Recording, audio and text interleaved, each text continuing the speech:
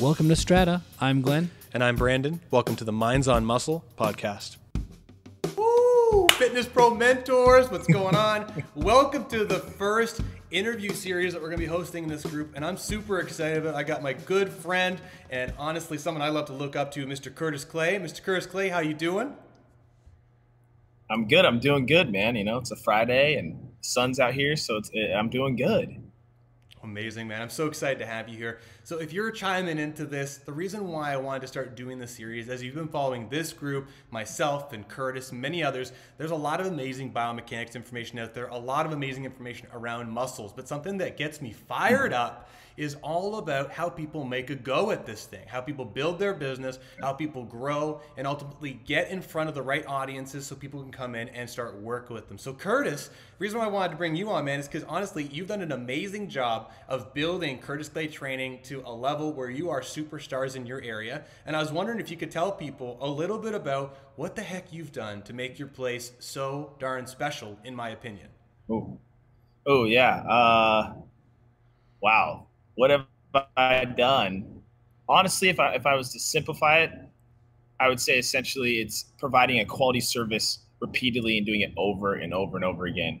And I had a guy, he actually pulled my wisdom teeth, which we figured this out when he started coming in, which was interesting. I was like, well, you know, what'd you do? And so forth. But I was like, I think you did my wisdom teeth, bro. And so he said something to me and he gives me little nuggets throughout the time because he had his own practice, his own business that he sold, and now he's a consultant and so forth. But he said, Curtis, the goal is sustainable effort over time.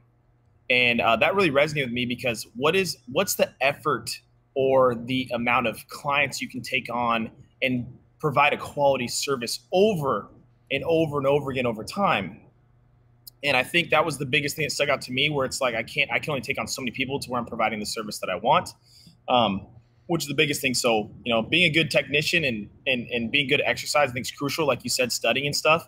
But building out the business, I guess the brand awareness, it really comes down to, one, I think integrity is crucial. And I think people can feel when you're not full of integrity.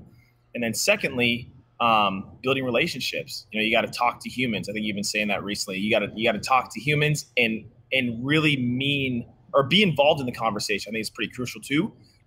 So I guess that's kind of simply some things that I've done to try and build this out essentially. Yeah, you said two huge things there. I mean, first and foremost, the easiest one to kind of poke at is you said you got to talk to humans.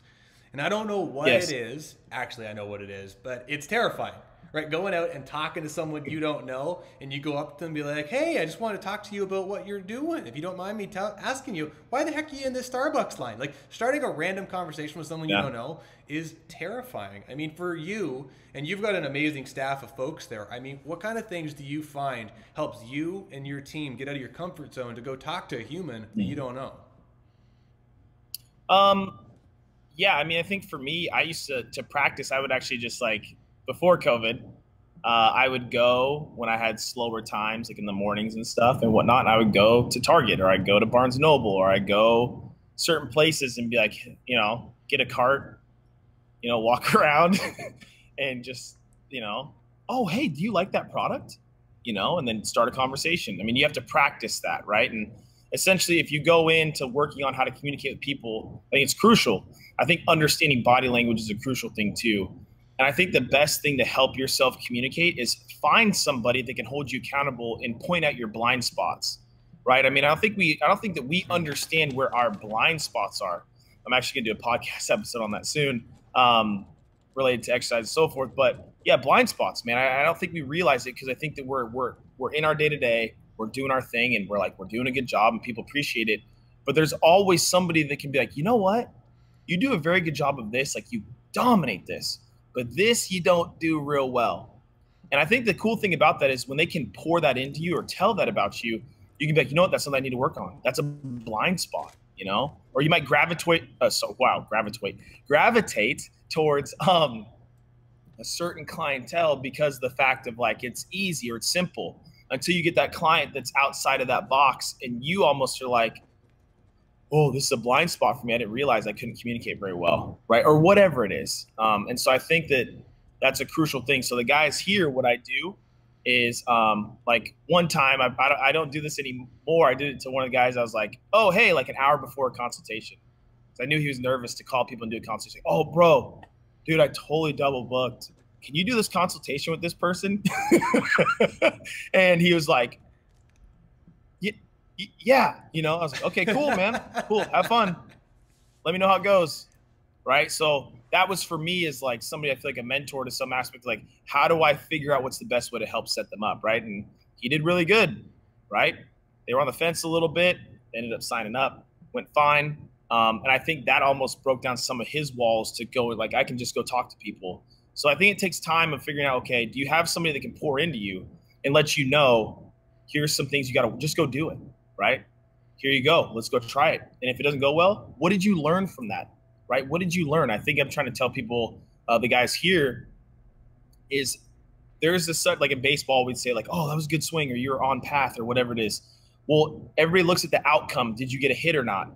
Well, in baseball, if you foul a ball straight back or you barrel up a ball and get out, like I call that a good miss. That's a good miss. Good work, right? You hit it good. It was really good. It just didn't hit. That's okay. Move on to the next at bat. And I think that's the same thing with talking to people. Like there are good misses, or maybe the timing's not right to where they're ready for your services or whatever it is, you know, and just like, hey, keep the door open, reach out to me if you got another question, and we'll go from there, whatever it may be, you know? So I think that's what I kind of do here, is trying to help set them up to get outside their comfort zone when we like to stay in our comfort zone, you know? So yeah, anyways, that's a long-winded answer, but that's kind of some of the things that I do. No, it was perfect. And you kind of reminded me of something, but I mean, I think the baseball analogy is great. Now, I am not a baseball person, so I'm going to just kind of blow right here, but isn't like a batting age average of 300, isn't that a good swing average? But doesn't that mean that every 10 swings you only hit 3? Is that right? Yeah, correct. Yeah, for sure. Yeah. So, I mean, but that's like what it is with communication and all of this stuff, is that you just got to get out there and swing the bat. And you can work on swinging the bat. You can get out there and have your technique down. Then you can do all this amazing training. You can get super, super strong. And you just have to be confident enough to know, hey, that ball's going to come at me real fast, and I got to swing. And I'm going to miss some, and that's okay. Because I know that I've done everything I can to prepare. And even if I hit 30% of them, okay, that's good, because I've done everything I possibly can. I love that. I mean, dudes are getting paid millions of dollars, failing 7 out of 10 times. I mean, it's like, what if you failed, 7 out of 10 times over, I don't know, let's say a year, right? 10 times within a week, 3, I mean, that's like over 150 clients. Yeah. And you're batting 30% or 300, but 30% you locked. Like you'd be like, wow, you have 150 clients? Be like, wow, that's crazy. Not saying that's a lot of people, but I'm just saying like sustained effort over time, right? So yeah, I love that, dude. I love that. There's one of my mentors and in a book that I love, I'm reading right now, talks about how 20% of your actions brings 80% of your results. And as much as I'd love to talk to you about some of the visual stuff that you're doing, but in reality, it's the heavy lifting of being able to sell yourself, have high quality communication, and chat with folks that really talk to new people that turns into your business. And it's funny, I mean, this is a Greg Mackism, but he's like, well, you wanted more people. That's great. Where are the humans? And why aren't you talking to them? Right? Because if you know, oh, hey, there's humans at Walmart, right? COVID aside, there's humans at Starbucks, which somebody who's watching this, I know, definitely threatened someone that works with him at one point to go talk to random people at Starbucks with his job. Not actually, but said, hey, if you don't go talk to that person, you're done. And that person's watching, and I know they're watching, right? I love that idea, because if you know where humans are and you're not busy enough, and the only thing that's stopping you from potentially having a career in this whole thing is you're technically proficient in all this stuff, but you got to go talk to a human about what you do. Right. Why don't you just go talk to a human? But people are scared, man. They're scared. They don't have the fire. They got to get out there, and they got to, almost just jump in the pool. I love it, man. I think, jumping in the pool is it's a crucial thing. I think the hard part is a lot of us operate in fear, right? So, my godfather told me a while back, he said, there's no grace in hypotheticals, right? And we can always talk ourselves out of essentially going and talking to that person or reaching out to them. Or maybe you see somebody that, is limping at the store and you're like, hey, can I help you with your cart? Oh yeah. What do you got going on? All these types of things. I think we're just fearful. And then another thing that he used to say was you have to doubt your doubt, right? So you may have doubt within yourself or whatever it is, but you have to doubt that, right? Doubt that. Not that you're like shoving it down into your stomach, but doubt that and step outside your comfort zone and go do something and talk to that person And it's scary. I mean, it's a little nervous, but then when you realize like everybody's kind of in the same boat, why not just do the conversation and see how it goes? You know what I'm saying? And so, yeah, but I think a lot of us operate out of fear of what could happen, them saying no, you internally or by yourself feeling like, oh, I'm not good enough. And it's like, no, it has nothing to do with that. There's a lot of things I think have to line up for it to be a good fit. I mean, it's just like my marriage with my wife. Like there's a lot of things that lined up to where we're a good fit and we complement one another and encourage one another and so forth. So I think that putting yourself out there, like if I didn't put myself out there, I would not have an awesome marriage with awesome kids. My wife is a boss. Like if I didn't get outside my comfort zone, I wouldn't have this beauty, right, of an awesome marriage, home life, family life, support system. And the same thing with the business. If I didn't put myself outside my comfort zone, I wouldn't have this business, you know? And is it worth it? Yeah, of course it is. Was it nerve-wracking in the beginning? Was I afraid I was going to pay overhead and stuff? Yeah, of course. But it all worked out as long as I continued to build relationships, talk to humans, and provide a quality service. You know, I mean, it's I'm not trying to say it's that simple, but it's like, it's a little, yeah, kind of simple. I don't know, you know? Well, I want to ask you something about that, and then I would love to change gears just a little bit. But cool. You said something in a few sentences ago where you were talking about how some people will settle and not really push too hard. In personal training land, I find this is a big thing where many trainers will, you know, they see trainers that are charging $150 an hour doing a super special service, and they see like it's a lot of money to learn the biomechanics and go out and learn sales and have these conversations, take in isometric courses, MSS courses, resistance training, whatever it is. And so instead of going and making the push so they can make a career-worthy income and truly help people like a special audience, they settle for some form of commodity-based fitness where they're doing group fitness or weight loss stuff or transition to purely just online. And I was wondering, like you talking about people being afraid to make that jump. Do you think that lines up with the communication stuff that you're talking about? Hands down, man. I mean, hands down. I mean, let's just look at our culture right now. All right. Let's look at our culture and what's perpetuated. I know you're in Canada, we're in the US, right? But let's just talk about Reddit and GameStop a little bit, right? Quick hit, right? That didn't go so well. Right? People want to invest in, you know, oh, I'm going to get into Bitcoin real quick and get out. People look for quick hits, right? Thing is though, is like, if I think about it, like I read this story to my daughter every single night. All right. And it talks about two men building a house. Okay. They're both building the same house. One builds it on rock, and then the wind and rain come and the house stands tall. And then the other man built his house on sand. And guess what happened when the rain and the wind came? It got blown down. So I believe that with online training, a lot of people are just trying to sell a commodity, like you said, where it's like we have a specialized system, we have really cool videos, our content's amazing, right? Your content, number of likes and number of followers does not build a credential, in my opinion. It's a good supplemental thing to build value to some aspect, but it's not the end all be all. It is a good thing. It's like Google reviews or Yelp or whatever it is.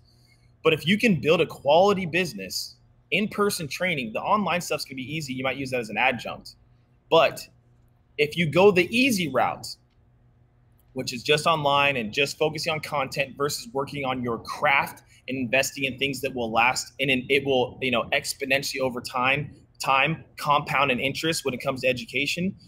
Then from there, all this other stuff going online and whatever it is, that's like a subset. It's easy to do. But until you understand and lay the foundation for what you want to do, you're going to miss. There's going to be holes in that. And when the rain and the water comes, you're going to be taken out, right? Because people are going to copy your ideas and that type of stuff. Because people aren't paying you. People have to realize you're not paying. Like I tell people here, tell the guys here, they're not paying for sessions. People aren't paying for sessions. Yeah, we have $1 amount per hour and so forth. And maybe it's only 45 minutes, depending on where their body's at. They're paying for access to my mind, to our minds. That's what they're paying for, right? People don't realize that they're paying for access to our mind and thinking about these things all the time. The courses we go to, you might go to a course and be like, oh my gosh, that would be perfect for Mrs. Jones, right? We're not like, oh, okay, studied, move on. Like all the information we acquire and use to make decisions, you're paying for us to make decisions on your system, just like you pay a surgeon. right? They're making a skillful decision. You're paying for their years and years of education and knowledge and potentially the tools and techniques they use, but they're not paying for sessions. They're paying for access to your mind. And if you're not building up the library of knowledge within your mind, guess what? You're not going to last very long. So that's just my opinion. People look for quick hits, the easy way out, right? So don't build your foundation of your business on sand. Build it on a solid foundation. You know, it's like so you can weather any storm. Well, on that note, I want to ask you a question about that, and then I want to talk about your visual marketing. But, you know, it's funny. The reason why I wanted to talk to you specifically first is I've been doing this for 15 years, and I know you've been doing this for a long time too. And I've had this facility for 5.5. And I remember when I first opened this place, I was 27 years old, and people walked in, they're like, "Oh, you're so lucky. You're so lucky." And I know, I'm sure you've had this too, right? Because you're a younger fellow when you opened your spot, right? How many people do we know who have invested 50,000, 100,000 more money into their career over the last years that are no longer doing this or are still struggling to grow their business? And so why I want to talk to you about this is you, and I know some other folks, which I'll be having on here in the next few weeks. You've really taken your business to another level. If you were going to offer one unbiased, unfiltered piece of advice to trainers that already have the sharp biomechanics tools, but really want to, you know, take their career to a level where they're working with high quality clients, they're getting the people that they want, marketing, getting those right people in the door, they're closing those people, and those people are staying in their world, and they've got good biomechanics proficiency, what is like the one unfiltered thing you would tell someone that they got to buckle down on, or they could do, or their mindset change they could make?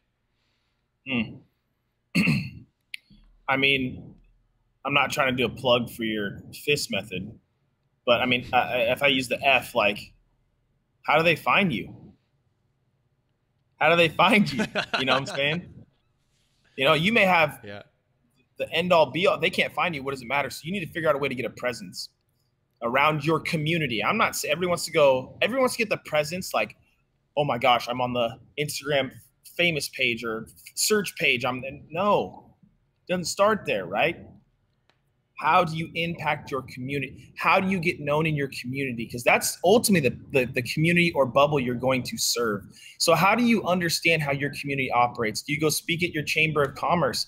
Do you go find other businesses where you can be an adjunct with them? You have to build relationships to have a presence. And if you're not building a presence, not an obnoxious presence, but a quality presence, then what are you doing? I mean, you got to get out there and build a presence, right? Keep providing a quality service. Most of them, when it comes to people in the courses we've gone to, their level of biomechanics and the nervous system and all this stuff is high level.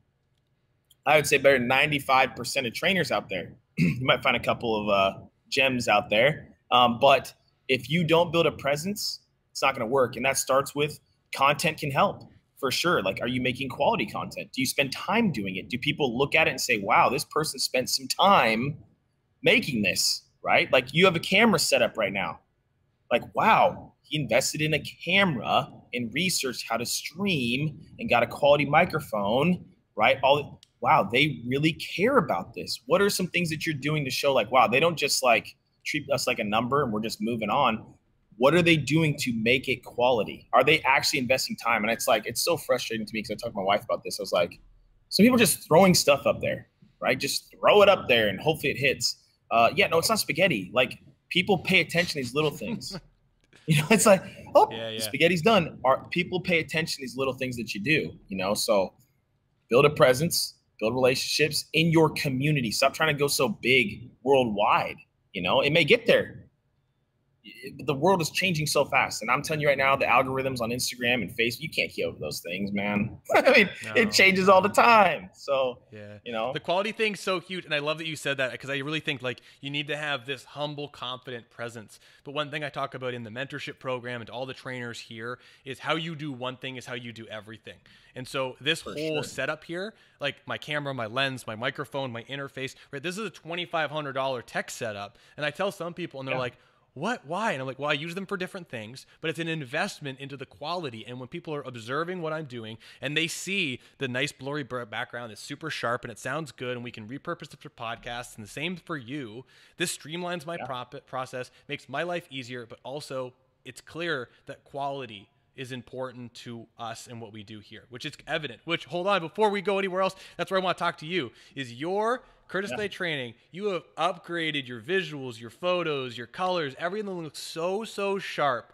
Tell everyone, if you don't mind, on that marketing end, finding and high quality, what are you doing to help people find you with your marketing? Because you got some really good looking stuff. And when I talk to people, they're like, hey, you and Curtis Clay have both got great visuals. I'm like, well, you got to talk to that Clay guy. He's got some good stuff.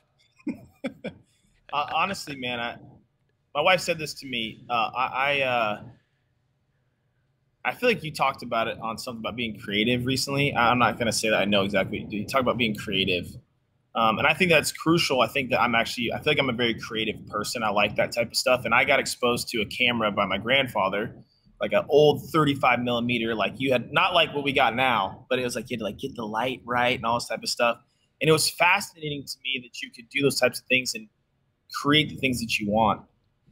And so I guess when it comes to the visual side, I learned about getting a camera. We talked about the camera, and then I got a gimbal and like all this type of stuff. And I realized like it makes things much easier. But for me, I get to merge the creativity side with the message that I'm trying to get across to people, because the visual draws them in, but then the little captions can really solidify that. And so for me, I try to talk about things that I think are important that people want to hear.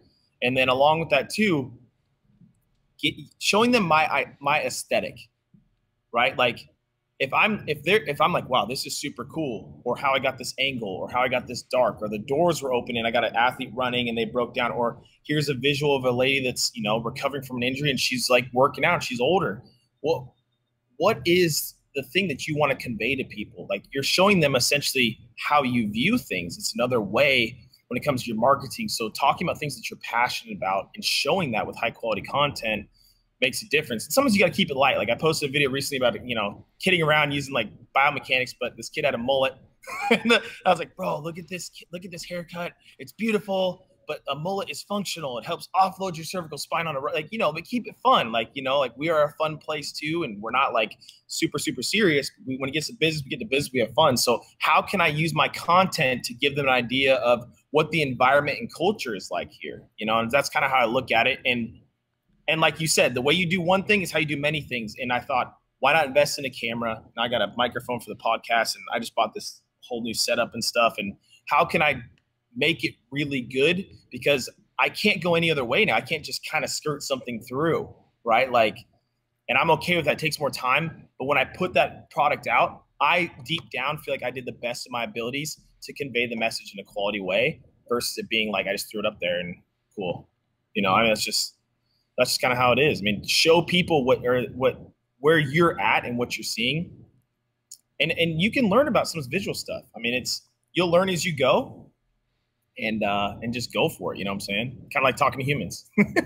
Yeah. You know what, man, that idea of when you change the way you look at things, the things you look at change. And that's what I love about I almost said fartography. Photography, right? I love about photography. And one of the exercises I had some students do a while ago. Now, I'm all about people investing into DSLR, but I mean, if on your iPhone, they got this amazing portrait setting now. And if you can take an object, right, anything, like I got my little timer here to help time us know where we're at, right? You put this on the table.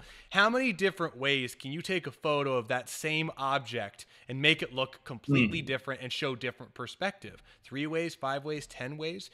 And you've done that. I mean, instead of just taking a picture of someone, can you take a picture down from the ground so you get this cool heroic shot of them? Can you take a picture of like looking through the hole of something and make them focused and have all this nice bokeh in the foreground? Like, that stuff goes a long way. And it shows people that you're looking at things differently. Your images actually even say that. And I love that.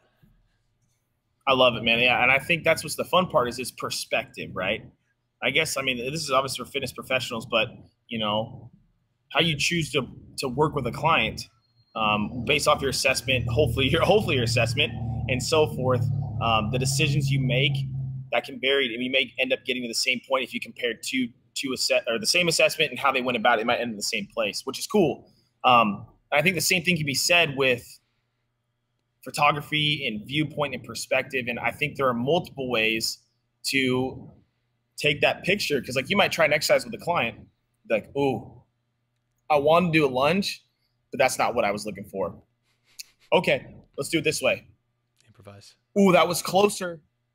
Oh, there it is. The same thing with content photography. You might be like, oh, well, that's not how I want it to look, but the idea is there, but how can you get it into the camera or whatever you want to say? And I think that's crucial, like looking at it from multiple different ways. I think with understanding the marketing and or sharing your message, it's going to help you become better at your training.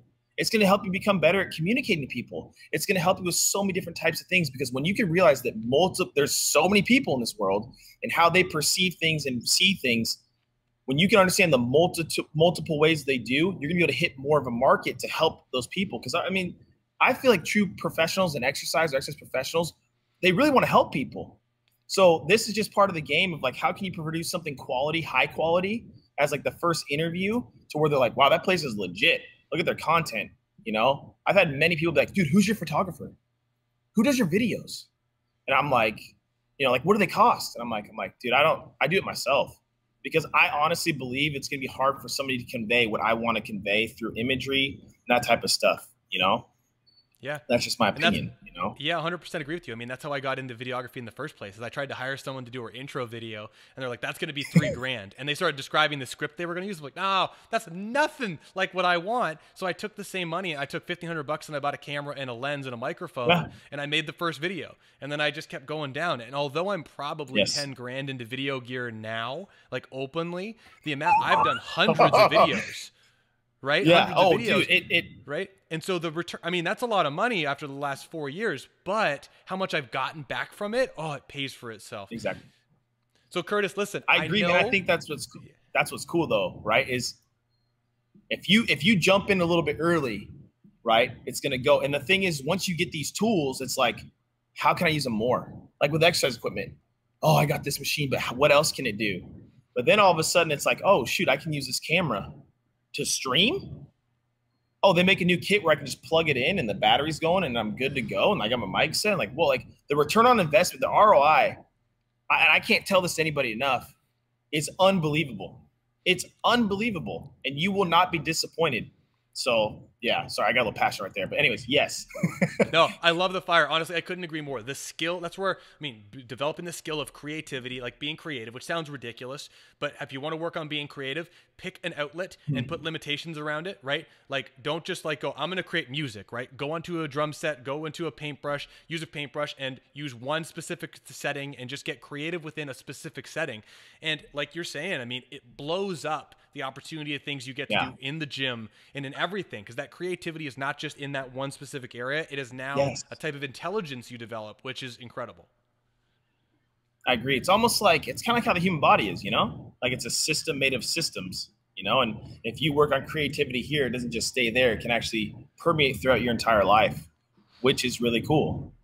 Ooh, it sounds like a link node hub model, but I've never heard of anything like that, anything being so interconnected. So, Hey, everyone. So Curtis Clay of Curtis Clay Training, he's got a podcast, Clay's Cortex. I mean, he's got a lot of amazing content. Please check out Curtis. Curtis, before you go, do you have any closing, soulful advice that you could offer to trainers to help them take their business to the next level? Anything you want to close with?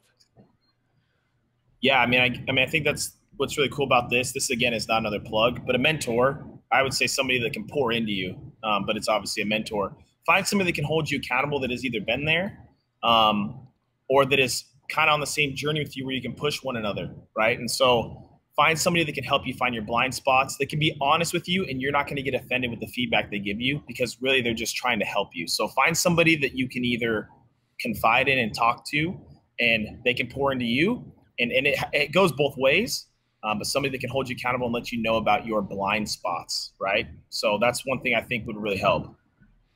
Amazing. Curtis, thank you so much for doing this, man. I'm so excited that you were the first guest on this thing. I love you, man. Thank you so much for coming on. Man, I love you, man. Appreciate it, man. I love what you're doing. Keep rolling, and, you know, sustained effort over time. Sustained effort, quality effort. Everyone, Fitness Pro Mentors, we're going to have this up on the Minds on Muscle podcast page soon too, so please check this out. Follow Curtis Clay. Curtis, thank you again, man. Let's talk to you soon. Dude, appreciate it. All right, buddy.